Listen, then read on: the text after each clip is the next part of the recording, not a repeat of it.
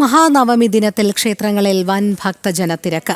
നവരാത്രി ആഘോഷത്തോടനുബന്ധിച്ച് വിശേഷാൽ പൂജകളും ചടങ്ങുകളും നടന്നു. തലസ്ഥാനത്ത് കരിക്കകം ദേവീക്ഷേത്രത്തിൽ വിപുലമായ കലാപരിപാടികളാണ് ഒരുക്കിയിരിക്കുന്നത്. തിന്മയുടെ മേൽ നന്മ നേടിയ വിജയത്തിന്റെ സുദിനത്തിൽ സത്യത്തിന് സാക്ഷിയായ ക്ഷേത്രമെന്ന് പുകൾപ്പെട്ട കരിക്കകത്ത് വിശേഷാൽ പൂജകളും ചടങ്ങുകളുമാണ് നടന്നത്. പൂജവയ്പ് ചടങ്ങുകൾക്ക് നിരവധി ഭക്തരാണ് എത്തിയത്. കാലത്ത് ദേവിയുടെ അഭിഷേകം കാര്യങ്ങൾ കഴിഞ്ഞ ശേഷം 6:15 ശേഷമാണ് ഇവിടെ വിദ്യാരംഭം പൂജകൾ തുടങ്ങുന്നത്. നവരാത്രി മണ്ഡപത്തിലെ പൂജകൾ കഴിഞ്ഞ് 7 മണിക്ക് കൃത്യം 7 മണിക്ക് തന്നെ ഇവിടെ എഴുത്തിനിരുത്ത് തുടങ്ങുന്നതാണ്, വിദ്യാരംഭം തുടങ്ങുന്നതാണ്. ഒരുപാട് കുട്ടികൾ ഇപ്രാവശ്യം ഒരുപാട് ബുക്ക് ചെയ്തിട്ടുണ്ട്.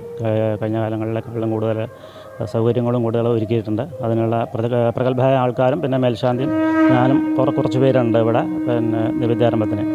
വിദ്യാരംഭ ചടങ്ങുകൾക്ക് എല്ലാവിധ ഒരുക്കങ്ങളും പൂർത്തിയായി കഴിഞ്ഞു. വിവിധ മേഖലകളിലെ നിരവധി പ്രമുഖരാണ് കുരുന്നുകളെ ഹരിശ്രീ കുറിക്കുക.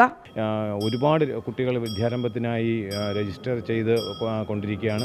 ഇന്ന് വൈകുന്നേരം വരെ എല്ലാവർക്കും രജിസ്റ്റർ ചെയ്യാവുന്നതാണ്. നവരാത്രി ആഘോഷത്തിന്റെ ഭാഗമായി ഇന്നും വിപുലമായ കലാപരിപാടികളാണ് നടക്കുന്നത്.